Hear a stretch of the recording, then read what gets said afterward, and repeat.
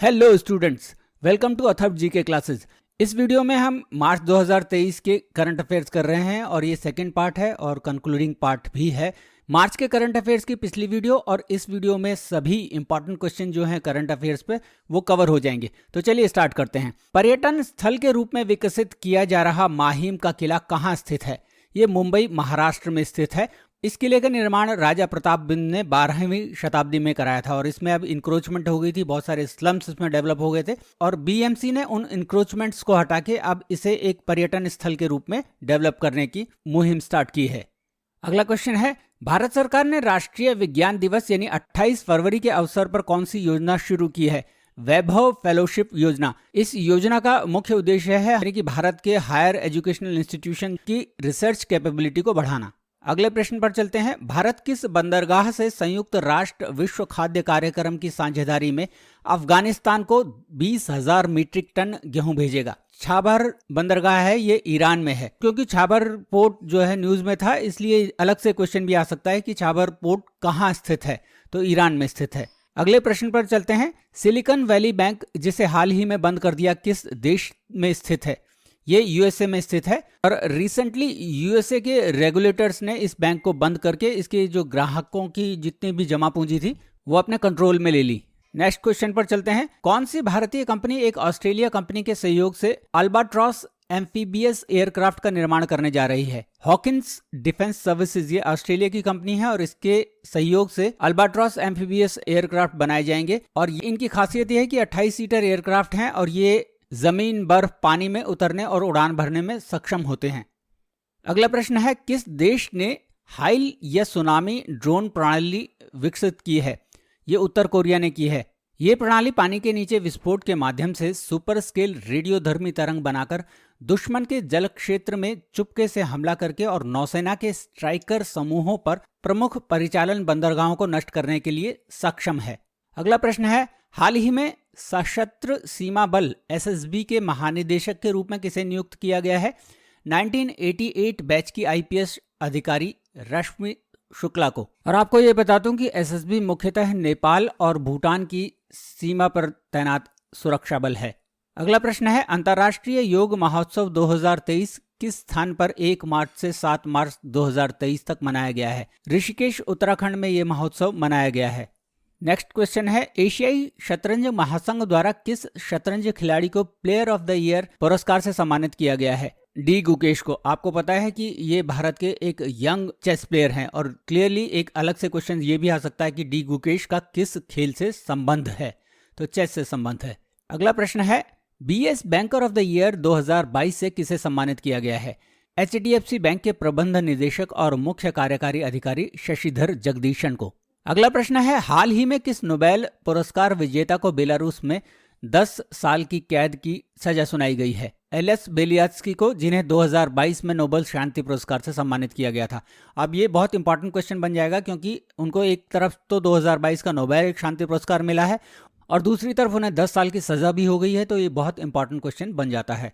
अगला प्रश्न है, हाल ही में किस राज्य के विभिन्न स्थानों पर सोने के भंडार पाए गए हैं? ओडिशा में।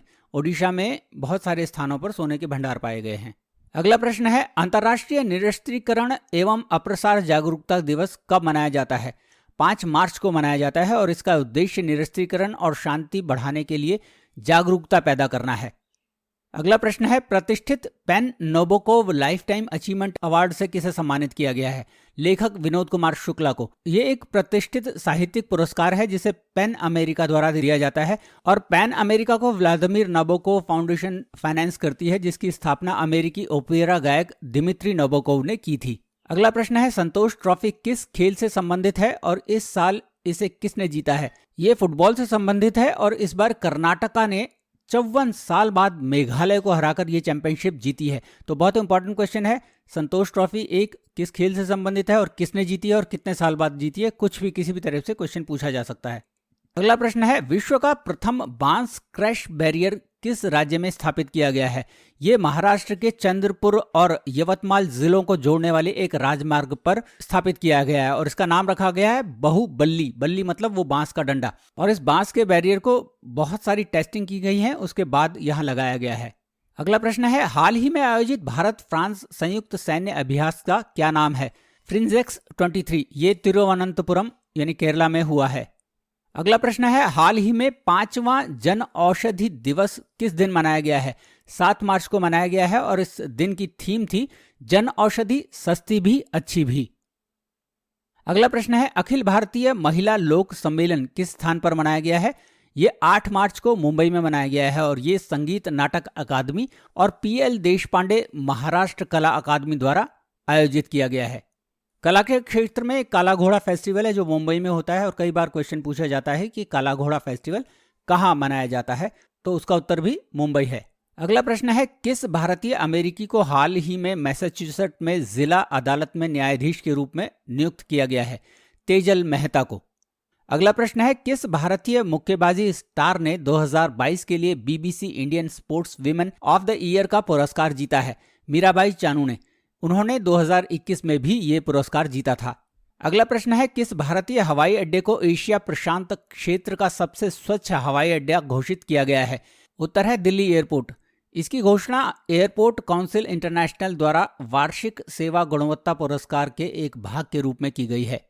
अगला प्रश्न है, सेवलॉन इंडिया ने किस प्रसिद्ध क्रिकेटर को हैंड एम्बेसडर नियुक्त किया है?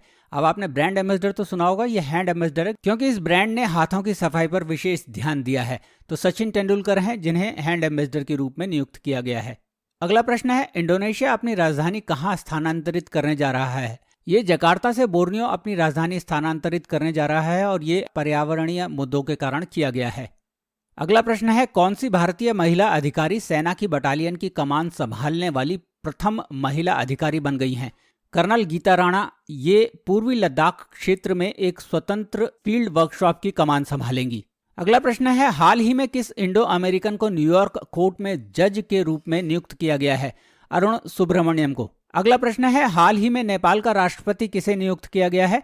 रामचंद्र पौडेल को। क्योंकि पड़ोसी देश है इसलिए ये क्वेश्चन भी बहुत इंपॉर्टेंट बनता है। अगला प्रश्न है, किस देश ने 25 वर्ष बाद महिलाओं के लिए सैन्य सेवा खोली है? ये कोलंबिया है। कोलंबिया में 25 वर्ष बाद महिलाओं के लिए सैन्य भर्ती खोल दी गई है। अगला प्रश्न है, हाल ही में भारत के उपराष्ट्रपति द्वारा विमोचित मुंडक उपनिषद द गेटवे टू इटर्निटी पुस्तक के लेखक कौन है? डॉक्टर कर्ण सिंह इसके लेखक हैं। और आपको ये भी पता होना चाहिए कि हमारे राष्ट्रीय चिन्ह के नीचे लिखा सत्यमेव जयते मुंडक उपनिषद से लिया गया है। अगला प्रश्न है, साहित्य के लिए दिया जाने वाला व्यास सम्मान 2022 किसे प्रदान किया गया है? ज्ञान चतुर्वेदी को उनके उपन्यास पागलखाना के लिए। व्यास सम्मान की स्थापना के बिरला फाउंडेशन ने 1991 में हिंदी साहित्य के लिए की थी। महिला विश्व मुक्केबाजी चैंपियनशिप 2023 कहाँ आयोजित हुई है और इसके ब्रांड एम्बेसडर कौन है? ये दिल्ली में आयोजित हुई है और MC मैरी कॉम और फरहान अख्तर इसके ब्रांड एम्बेसडर हैं। अगला प्रश्न है, रेशम उत्पादकों के लिए बीमा योजना शुरू करने वाला देश का पहला राज्य कौन बन गया है? उत्तराखंड। राज्य सरकार ने रेशम कीट बीमा लॉन्च की है। अगला प्रश्न है, हाल ही में जोधपुर में संपन्न भारत सिंगापुर सैन्य अभ्यास का क्या नाम है? इसका नाम है बोल्ड कुरुक्षेत्र। अगला प्रश्न है, अंतर्राष्ट्रीय गणित दिवस या पाई दिवस विश्व स्तर पर कब मनाया जाता है? ये 14 मार्च को मनाया जाता है। नेक्स्ट क्वेश्चन है, विश्व उपभोक्ता अधिकार दिवस यानी वर्ल्ड कंज्यूमर राइट डे हर वर्ष किस दिन मनाया जाता है? ये 15 मार्च को मनाया जाता है। अगला प्रश्न है, हाल ही में किस स्थान पर विश्व के सबसे लंबे रेलवे प्लेटफॉर्म का उद्घाटन किया गया है? ये हुबली कर्नाटक में किया गया है। ये प्लेटफॉर्म 1.5 किलोमीटर लंबा है और इसे सबसे लंबे प्लेटफॉर्म के लिए Guinness book of world records में एंट्री मिली है। अगला प्रश्न है, माउंट मेरोपी ज्वालामुखी हाल ही में किस देश में फटा है? ये इंडोनेशिया में फटा है। तो क्वेश्चन सेपरेटली भी पूछा जा सकता है कि माउंट मेरोपी कहाँ है। अगला प्रश्न है, हाल ही में नेपाल के तीसरे उपराष्ट्रपति कौन बने हैं? रामसहाय प्रसाद यादव नेपाल के नए उपराष्ट्रपति बने हैं। अगला प्रश्न है, 20 मार्च को मनाए जाने वाले अंतर्राष्ट्रीय खुशी दिवस की थीम क्या थी? Be mindful, be grateful, be kind. और 20 मार्च को विश्व ओरल स्वास्थ्य दिवस भी मनाया गया है।